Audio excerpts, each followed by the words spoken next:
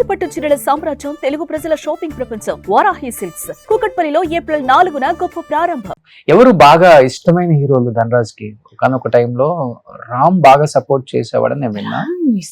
Actually నాకు బాగా గుర్తున్నా, అంటే మా పెద్ద బాబు దాంట్లో లిటరల్ గా రామ్ హెల్ప్ చేశాడు. హెల్ప్ కూడా కాదు, రామ్ అడిగింట డెలివరీకి ఉంది కదా ఆ వైఫ్ చెక్ తీసుకుని నాకు అకౌంట్ లేదు అని ధనరాజ్ చెప్పినప్పుడు అప్పుడు అకౌంట్ కూడా లేదు. లేదు.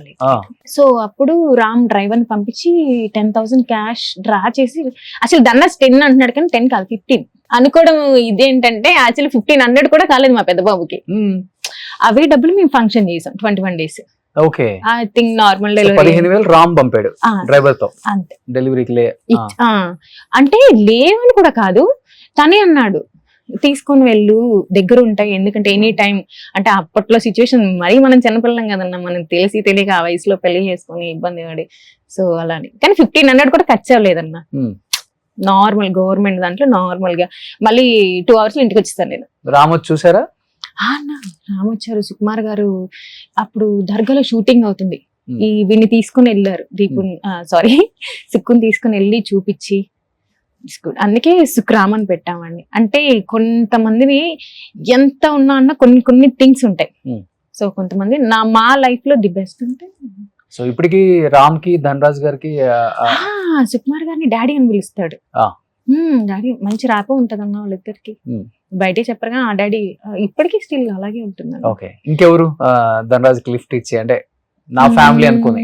నాకు ఇప్పటి వరకు అయితే అలా వెళ్ళి. ఓకే, సో ఇండివిజువల్ గా తన ఏంటో తన అంతే. కొంతమంది ఉన్నారు, అంటే కొన్ని పేర్లు, కొంతమంది డైరెక్టర్స్ ఉన్నారు. ఓకే, అంటే ఖచ్చితంగా నా అనుకునే ఫ్యామిలీలో మన అశోక్ అన్న ఉన్నారు, మన భాగమతి డైరెక్టర్, పిల్ల జమీందార్ అండ్ భాగమతి, ఇప్పుడు కూడా ఒక సినిమా. సో మనం టాప్ 5 ఒక అనుకుంటాము, ఇన్ టాప్ 3 నా అశోక్ అన్న అండ్ శివప్రసాద్ అన్న కూడా. అంటే నేను ఓకే ఎనీ టైం ఫోన్ చేసి నాకు ఇది వచ్చింది సమస్య అని చెప్పేంత హోప్స్ వాళ్ళ దగ్గర ఉంటే నాకు స్టిల్ నా ఇప్పటికి కూడా. కంప్లైంట్స్ ఇస్తుంటావా ధనరాజ్ మీద? బీభత్సంగా ఇస్తానన్నా.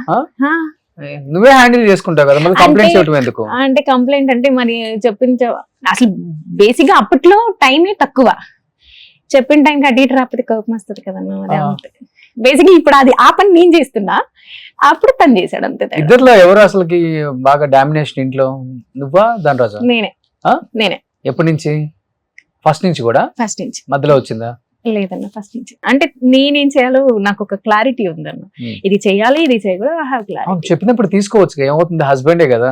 అంటే ఒక డెసిషన్ తీసుకున్నప్పుడు 1కి 100 సార్లు ఆలోచిస్తానన్నా, ప్లస్ ఆర్ మైనస్ నేనే స్కెచ్ వేసుకుంటా. సో నేను ఏది తీసుకుని ఇప్పుడు రాంగ్ అవ్వలా, నా ఈవెంట్స్ లో కూడా ఎక్కడా రాంగ్ అవ్వలా.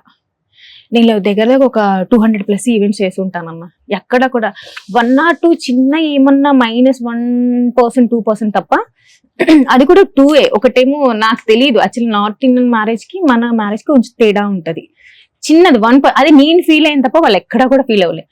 సో అంత ప్లానింగ్ తో ఉంటారు. సో అలా ప్లానింగ్ గా ఉంటామని నీకు రెస్పెక్ట్ ఇస్తున్నాడు పాపం, అంతేనాక? అంతే కదన్నా. సో ఎలా ఇప్పుడు జోబ్ లో డైలీ ఒక 500-1000 రూపాయలు పెడతాం పైన, అంతే. అసలు లేదన్నా, ఫోన్ పే ఉన్నాయి కదా, పేటిఎం ఉన్నాయి. ఫోన్ పే పేటిఎం వాడినది చెప్పాడు షోలో కూడా. అప్పుడు అది అప్పుడు వేరు, ఇప్పుడు ఉన్నాయి కదా. ఫోన్ పే చేస్తావా డైలీ? పేటిఎం చేస్తా. పేటిఎం చేస్తాను.